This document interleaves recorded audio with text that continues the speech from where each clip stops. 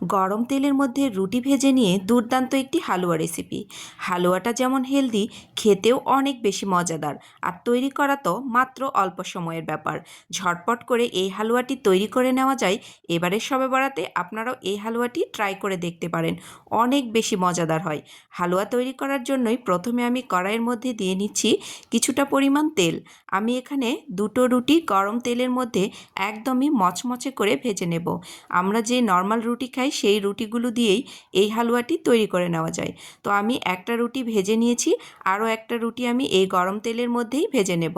এই তেলের মধ্যেই ভেজে নেব খেজুর আর কাঠবাদাম। আপনারা চাইলে এখানে কাঠবাদামের পরিবর্তে কাজু বাদামও ব্যবহার করতে পারেন।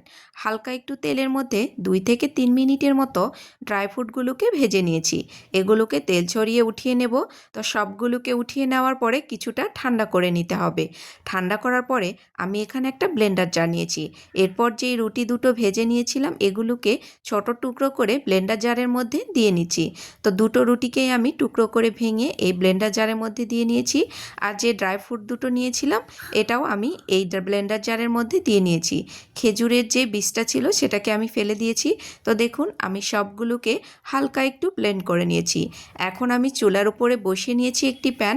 এরপর দিয়ে নিচ্ছি 2 টেবিল চামচ পরিমাণ চিনি, কারণ খেজুরের মধ্যেও কিছুটা মিষ্টি রয়েছে, এজন্য চিনির পরিমাণটা আমি এখানে অল্প পরিমাণ দিয়েছি। এখন নাড়াচাড়া করে চিনিটাকে ক্যারামেল বানিয়ে নিতে হবে। তো দেখুন ক্যারামেলের কালার চলে এসেছে। এরপর এই ক্যারামেলের মধ্যে দিয়ে নিচ্ছি একদম ঠান্ডা 1 কাপ দুধ। আমি এখানে 1 কাপ লিকুইড দুধ ব্যবহার করেছি। তো দুধ দেওয়ার সাথে সাথেই ক্যারামেলটা শক্ত হয়ে গেছে। কিছুক্ষণ নাড়াচাড়ার পরেই ক্যারামেলটা একদম গলে যাবে, দুধের সাথে মিশে যাবে। এরপর যেই রুটি এবং ড্রাই ফ্রুট আমি ব্লেন্ড করে রেখেছিলাম সবগুলোই এই দুধের মধ্যে দিয়ে নিতে হবে। এরপর অনবরত নাড়াচাড়া করে হালুয়াটি তৈরি করে নিতে হবে। তো দেখুন একদম টাইট হয়ে গেছে। আরও কিছুক্ষণ নাড়াচাড়া করে হালুয়াকে আমি নামিয়ে নেব। আর এই হালুয়াটা খেতে এত বেশি মজাদার, আপনারা অবশ্যই বাসায় একবার হলেও ট্রাই করে দেখবেন। দুর্দান্ত স্বাদের এই হালুয়াটি যেমন তৈরি করা সহজ, খেতে তেমনই মজাদার। হালুয়া একদম হয়ে গেছে, এটাকে আমি এই পর্যায়ে নামিয়ে নেব। তো একটা প্লেটের মধ্যে আমি হালুয়াকে নামিয়ে নিচ্ছি। তো এর উপরে আমি একটা পেপার বিছিয়ে দিয়েছি যাতে হালুয়াটি চারিদিক থেকে সমান করে বিছিয়ে নিতে পারি।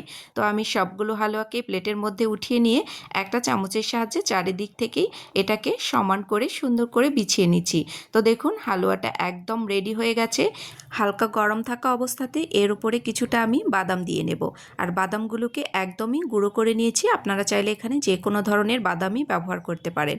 তো এখন এটাকে ঠান্ডা করার পরে আমি আপনাদেরকে কেটে দেখাচ্ছি। দেখুন একদমই তৈরি হয়ে গেছে রুটির হালুয়া। কতটা টেস্টি হবে দেখেই বুঝতে পারছেন। আর হেলদিও তো অবশ্যই। আপনারা অবশ্যই বাসায় একবার হলেও ট্রাই করে দেখবেন। আল্লাহ হাফেজ। আসসালামু আলাইকুম।